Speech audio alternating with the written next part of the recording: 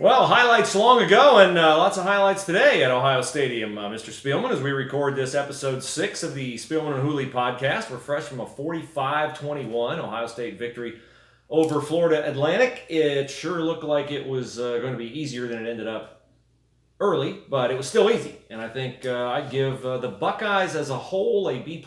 Yeah. And I would give Justin Fields, the quarterback, an A. I'd absolutely give him an A. And you think about a debut for a quarterback, and I know that he's coming in here with so much fanfare, but it's really difficult for a guy to get game speed. In college, we don't have the preseason in college like they have in the NFL.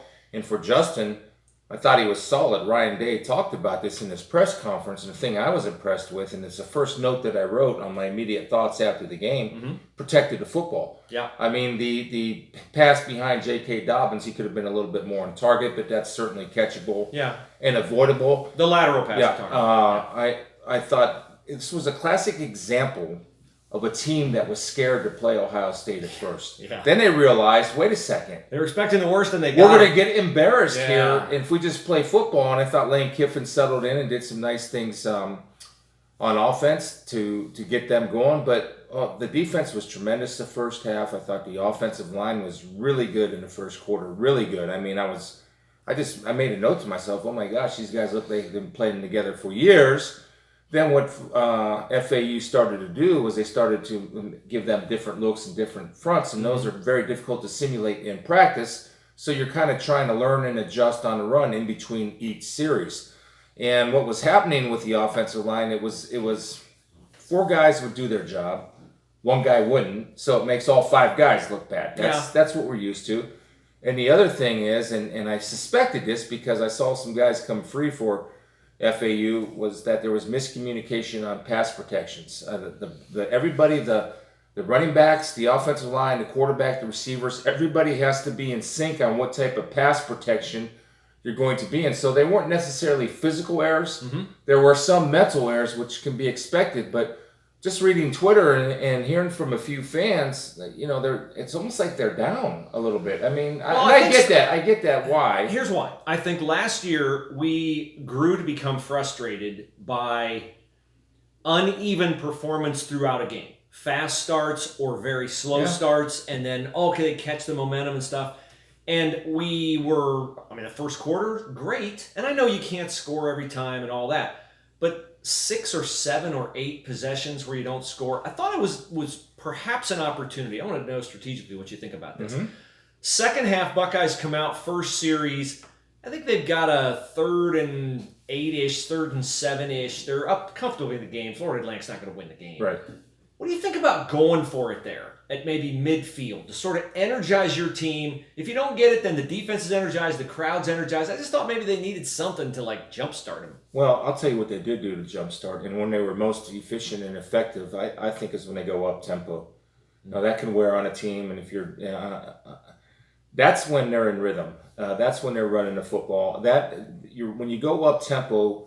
I agree. You could go for it on 4th down against a team like Florida Atlantic. In a game you're not going to lose. Yeah. So I agree with you to get to your point. But I was thinking about, now we're sloppy. Why? Yeah. How can we look like the world's best team ever? Yeah. Then come Ohio State started looking sloppy. Then I thought Ryan Day made a nice adjustment by going up tempo, and his team is very efficient going up tempo because you eliminate thought.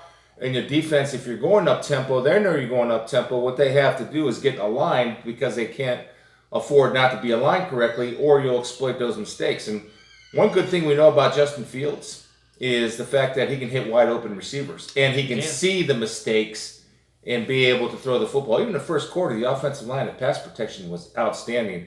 I do think he's playing and I think this will be addressed a little bit nonchalant sometimes, almost too easy in that pocket for me. The other thing, obviously, he had the 51-yard run, which was a great run. To me, I thought this might be crazy, and maybe we'll see it as the year progresses or in tougher games. I thought he would be a little bit more of an explosive runner, and I'm not sure that I see that. I thought he made good decisions on getting down and protecting himself. The 51-yard run, I think, quite frankly, you could have scored on that. Yeah, I think so. He didn't get touched. But we know he's fast enough. I want to see that explosion and burst. And I'm not sure that I saw that yet. So you mean away from people? Yeah, just kind of shifty, shaky, and we'll see. But he has to protect himself, and for that, good decision making. The other thing that really stood out. Can I do some housekeeping before we get into that? Because we got a lot of Justin Fields stuff we're going to do. We're going to hit on Zeke Elliott, which the reports are he may sign this weekend, the former Ohio State running back. We'll get to some things. One thing I thought very interesting, Joel Klatt said during the telecast, this is the Spielman and Hooley podcast. It's episode 6. We've been blown away in our first week by the response that we've had from all of you. Thank you for that very much. You can find it on your favorite podcast platform. You can find it on our website, spielmanandhooley.com. We are working on getting video, so we'll have a live YouTube channel. We have the channel. We're just trying to figure out the best way to get the video with the least amount of labor involved. So we got a lot coming on in future weeks, and we appreciate you joining us on this new journey. You can follow Spiels on Twitter at Chris_Spielman. You can follow me at bhools. Okay. You were talking about Justin Fields, and I was when he went on the 51-yard run, we sort of were like, when Kevin Wilson said he's the fastest quarterback I've ever seen, we said he never saw Mike Vick. I thought Justin Fields was very fast. Now, there's a difference between fast and explosive. Yeah. He's very fast. I don't think anybody's going to catch him in the open field. And I thought your other point that you made just now about he's got to stay away from trouble and stay away from contact, he took a big shot from number 36, Leroy. He was one of their really good defensive players. And you mentioned Justin Fields tends to relax in a pocket and get a little cavalier maybe. Yeah. If you do that against Wisconsin, against Michigan State, against some of the harder hitting teams in the Big Ten where every guy can bring it, the one thought I had in the first quarter was, boy, he's exposed a lot, and it does seem to me a bit pie in the sky to think he's never going to get nicked and have to leave a game. Well, he's a big, strong kid, and they've proven that he can take a hit. I think sometimes too, and this is purely nitpicking, and I want to preface this by saying that for a debut for an Ohio State quarterback, I don't think you could have played better. And not in the first quarter. I mean, we're nitpicking on little things. I do think that he's going to be more of a factor in the running game as we move forward, and there's more of a competitive defense that they're playing against. Although, again, Florida Atlantic did a decent job in the second half.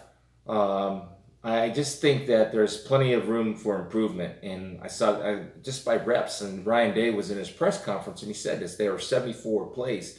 He would love to have Justin Fields get 174 plays.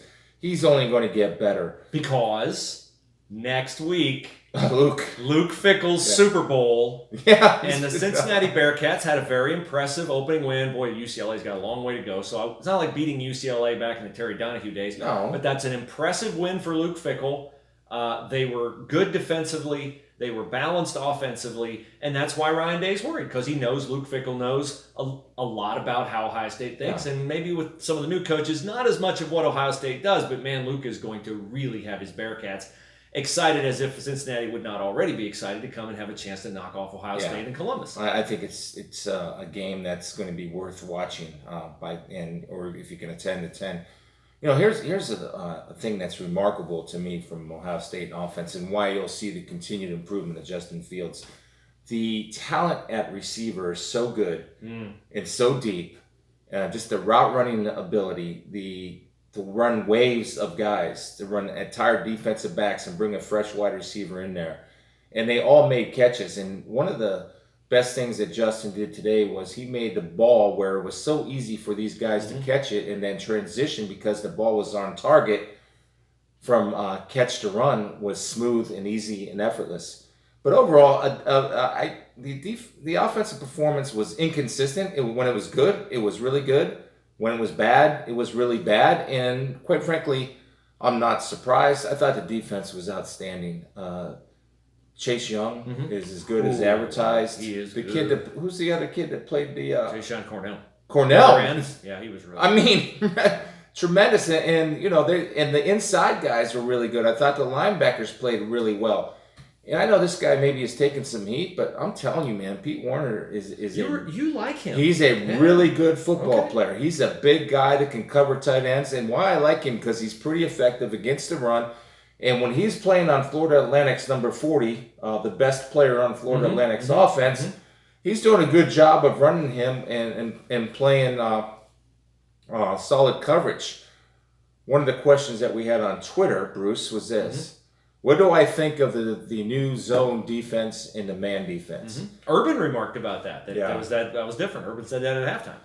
Well, there's a place for both, and there's all kinds of zone defenses, and it was really, to me, the advantages of playing zone is you have your eyes in the backfield and you have your behind guys you can break on the football. There's matchup zones, which I am a big fan of. So you're playing zone, but if somebody comes into your zone, you convert the zone into man-to-man. When it's 3rd and 1, 3rd and 2, 3rd and 3, 3rd and 4, you have to play man. Because what Florida Atlantic did in the second half, understanding that they're playing a lot of the 3 deep zones, something that Urban was talking about over the phone, where they're just rising up and throwing a 2 or 3 yard hitch. The guy falls forward for 5 yards. So there's all kinds of different things. I thought it was a pretty darn good defensive performance. They had negative rushing yards or negative yardage on offense into the 3rd quarter. I'm very excited about this defense. I think the defense is much more explosive. They play faster. It looks to me like they're playing a lot faster than they did last year. And I would say, too, if you're worried about Florida Atlantic scoring, in the second half, and in fact, at one point in time, it was, I take out the 28-point first quarter, it was 14-14. Yeah. I would say, this is the first time these guys have had this scheme in a game, and they're playing this scheme. And as much as they practice it, and as much as they rep it, they will get faster at it, better at it, more adept at it. And I think, we'll see more improvement as the season goes on. Their last touchdown was against all backups. Yeah. So let's not get too excited. The defense is really impressive. What I give the offense a B, I give the defense an A-. I really think the 21 for Florida Atlantic, okay, it's 14 because the second teamers gave up a touchdown. 2 field goals and a touchdown does not worry you? No, not at all. Okay. No, I think the talent is so good on this defense. The guys that really impressed, I thought, were the corners. I thought played really well. Arnett and Okuda. Yeah. In the inside interior, I knew the outside guys were going to play well. I knew the linebackers were going to play well. To me, it was the interior defensive linemen that played really well because they're defeating blocks and, they're playing with great effort. And the luxury of the depth that they have is amazing. I wouldn't panic about the offensive line because if at times they weren't dominant, then I would panic. But if we're going to criticize when this offensive line struggles, you better criticize or hype up the times when they were dominant. And at times throughout that game, they were dominant. And another shout out I want to mention is Master Teague. I think he is going to be a factor moving forward. And the more reps he gets, the more explosive he can because he runs with some serious power. I liked him in the spring game a couple of years ago. I remember that. Some injuries, and he is stuck in here. They've had a few backs transfer, and he's here, and I think, he's a nice compliment to J.K. Dobbins. So let's go to Justin Fields. Okay. I said I give the team a B+. I give Justin Fields an A. For a debut, I thought he was extremely solid. I will say he's every bit the runner that I was told he was. I'm not sure about that. I think he's a really good. I think he's a really good runner. Here's the thing that I think is a benefit. As I look at the Ohio State offense as a whole compared to last year. Last year, you didn't have to honor Dwayne Haskins on the zone read. Until the second half of the season, he became more effective. After Maryland, I think. Once Tate Martell started getting some of those snaps, then I realized, I guess I'll stick my nose in there. But you definitely have to honor Justin Fields. I mean, he is a big timer. I wondered if we would trade last year where you didn't really have to honor the quarterback on the zone read for, we can maybe be a little bit lax in some of our coverages because he might not be that good of a thrower. You said it early. He can hit the open receiver, and he's got a big, strong arm. He does. I think being coached by Ryan Day, being coached by Mike Yursich, he's only going to get better at that, and good receivers make you look good, and boy, does he have a lot of good receivers. Here's where I was totally wrong, and because I didn't see him much. Well, he only had 17 career starts in high school. In the preseason, that's amazing, by the way. 17 starts. His future's bright. Yeah. I was under the impression that he was a better runner than thrower. And today, I was more impressed with his throwing of the ball than running. There was one pass where he kind of rolled out to his right. It was in the first half. I forget who caught the ball, but he had to really step into the fire one in between and throw a guy open, basically. A lot of times he didn't have to throw a guy open. The other impressive pass that I thought was a 3rd and 11, it was to Austin Mack That's the one I was going to on the FAU sidelines. It was a little inside, but Austin Mack, and the great talent that Ohio State has, goes up and makes a great catch. But that ball had some zip on it. It did. And it was when only he could get it. Yeah. The corner, even though the corner made a nice play, got his hand in there. Austin Mack made a great play hanging onto the ball. But you want that ball up high so that if the corner makes an all-world break on it, he can't intercept it and take it back. It was right where it needed to be. Well, he understands, too, when you have 6'2" or 6'3" going up there that can play at 6'8" or 6'9" when he gets with his wingspan and gets off the ground. So, and the tight ends played well. So there's a lot to be. I thought the kicking game was solid. The coverage was solid. There's so much to be excited about, and I get it that people, boy, it's a lackadaisical win. They didn't finish off, and Ryan knows that. Ryan Day knows that as much as anybody. But Joel Klatt and Gus Johnson, they made a great point when they said this will give Ryan Day something to be ticked off about. Yeah, I think it's a perfect win. But inside, he'll be smiling. You showed he can stand up there in front of the team this week, and he probably will, and say, "Look what we're capable of. First quarter, that's what we're capable of." Man. If we don't pay attention and keep our effort, and his word is toughness, he uses it all the time. If we don't do that all the time, then the second quarter is who we become, and we make ourselves vulnerable. And a team like Cincinnati is going to take advantage of that vulnerability if we show it to them. So he's got an opponent. Here's the things he has to teach off of in week 2. He's got an opponent that you have to pay attention to because they're coached by a former coach here. He's got mistakes from game 1. He's got no injuries, so he doesn't have to fill personnel holes. And he's got success. The team should believe in the quarterback. So he's got a lot of good things trending up as they get ready to play Cincinnati next Saturday at noon. The other thing they need to get in check quickly is pass protection, because that was shoddy and inconsistent. At times it was really, really good. At times it was porous. So there's a lot of great things. The tackling, I thought, was pretty good for a first game. Normally we see in the first game a lot of missed tackles. I thought everything was pretty darn solid on the defensive side of the ball.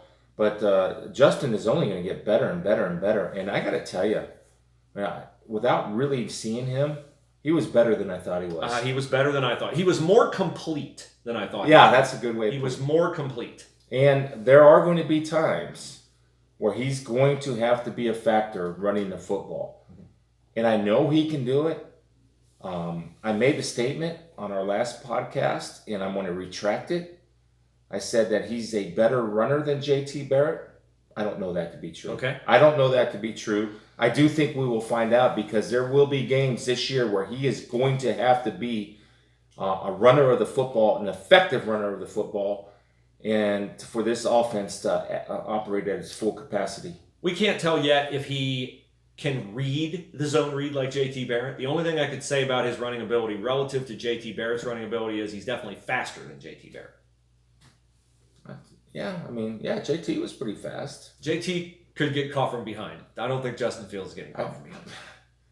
Yeah, just because he's faster, I don't know if he's better.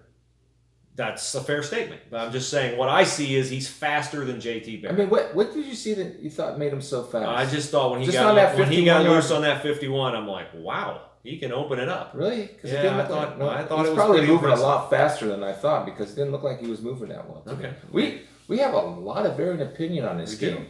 We do. But how'd you think the linebackers played? Did you watch them enough to have I can't begin to grade them like you can, because you have such an mine's only an intimate initial knowledge impression, though, not a film grade. I thought they did not. What I didn't see was guys turning and running and chasing people, which I saw a lot last year. I didn't see the other team getting big plays, but I can't dive all in. It's FAU, even though it's Oregon State a year ago, it is a Power 5 school.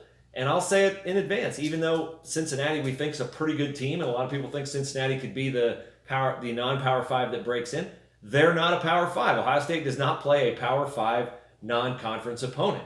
So when we get to the meat of the Big Ten schedule, then our questions will all be answered. But I think if you're looking at scenarios where are there any red flags for this team, I don't see red flags for this team. do. Okay, what? the inconsistency and what can be expected. But I think that's when you get up 28-0. I mean, everybody's attention span wanes a little bit. That's just human nature. Now, I mean, you can drill it out of them. Yeah. But I just don't think. I mean, they're not going to fall asleep in the first quarter against Wisconsin or Michigan State. I wouldn't think.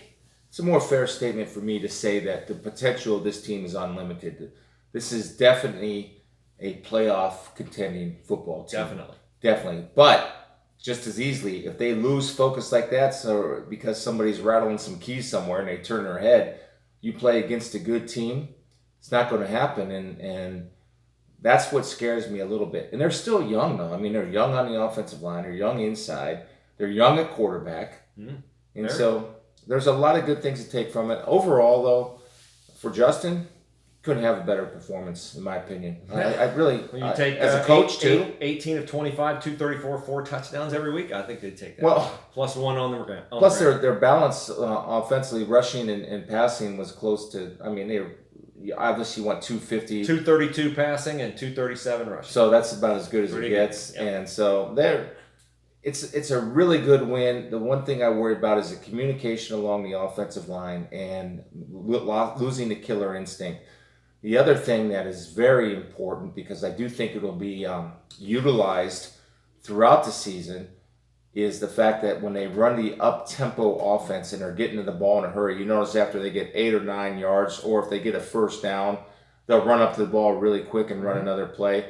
I think they utilized that well today. They're only going to get better at doing that, and you need to have that to be an effective offense in college football today. All right, Spielman and Hooley podcast. You can follow us on iTunes, on any of your favorite platforms: Stitcher, Spreaker, SoundCloud, Google Play Music. You can follow us on Twitter at @bhools, at Chris_Spielman. Hit our website, spielmanandhooley.com. New website for Ohio State fans is Maven, maven.io/Ohio State. So that's kind of a new rival scout. All the content is free. I'll be writing some for that and posting videos, and the podcast will be posted there as well. Maven, maven.io/Ohio State. All right, let's, I wanted to ask you about a statement Joel Klatt made, and we're guessing because I don't know what he meant. He didn't really say what he meant. He just said that from hanging around the program this week, things feel differently with Ryan Day relating to the players. He said it feels differently. The vibe, I guess that's the best term I can put it. The vibe around the program is different with Ryan Day than Urban Meyer. Now, Urban Meyer's sitting right there in the studio in LA, probably listening to everything Joel Klatt's saying. What do you think Joel Klatt meant by the vibe? What do you think he means?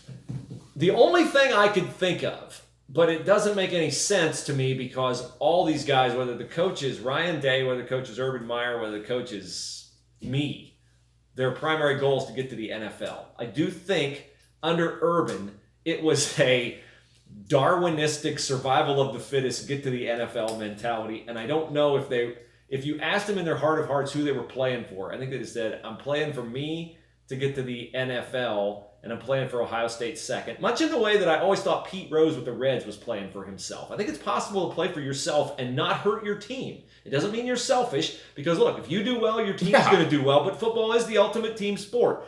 That was the only thing I could think that he meant, was that maybe Ryan has these guys playing more for Ohio State, and with Urban, they were playing for the NFL, and if you're going to get the NFL, you got to really play well, which benefits Ohio State. A subtle difference, but that was what I thought. All right. I mean, obviously that you put some thought into that, and I think it's a good thought. I think it's an incorrect thought, nonetheless, but I think it's a good thought.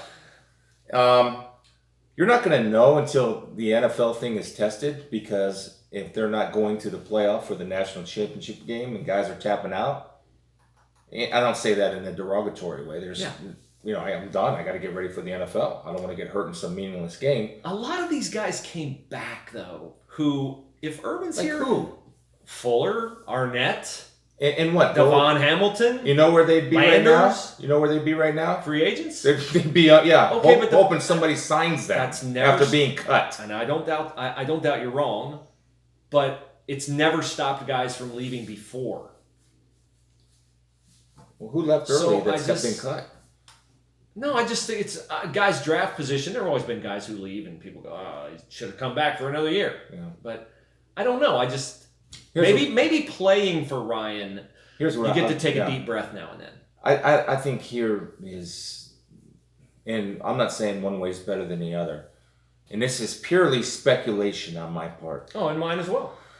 I think playing for Urban and coaching for Urban is difficult, and it's mentally trying. You better be mentally tough or you will not last. Yeah. But that being said, he trains you to handle every situation possible. Everything, every day, every moment is a competition. And then Urban will tell you about that. Everything was a competition. Sure. That was his philosophy. And it was a philosophy that made Urban Meyer arguably one of the top 5 coaches in the history of college football. Oh, I don't even think it's arguable. Yeah, well, yeah. And with Ryan, though, I think it's a total different personality. So, and it was important that Ryan Day not try to be Urban Meyer. Ryan Day needed to be Ryan Day. And I don't know if he has that personality where he's pushing all the time. I just think that's not in his makeup, and that's not how he's going to coach a team. And I guarantee you, Urban Meyer told Ryan Day, hey, be Ryan Day. Be who you are. Don't be who I am. You are the coach of this team because of who Ryan Day is. And guess what? The players responded today just as well as they would have responded to Urban. And I think with the news, the other thing I want to talk about, I am more excited about this defense. Maybe because I was ticked off at the defense last year because it was awful. Yeah. Awful. Yeah. And up to Ohio State standards, I was really pleased with how sound and how well they played today. You know, their teams are going to move the ball a little bit. And remember, on the last podcast, I said when you're a little bit of a zone defense, you're giving up stuff. You're playing a little bit bend but don't break. Well, the biggest questions on Twitter, Justin Fields, we addressed that. Offensive line, at times great, at times awful. Expected that from an inexperienced group of young men, but going to get better. They're physically, they're fine. Their communication needs to get better. And the other question was too much zone. Well, last year was too much man. Did we play too much zone today? When you play zone, you're going to be more, you're playing safe. And that's okay to play safe. It's okay that the teams move up the ball. You're not vulnerable to the huge play over your head. You're not vulnerable like the Maryland game last year when they have 5 plays over 50 yards for scores. And I think the guys play faster when they're playing zone. So there's a time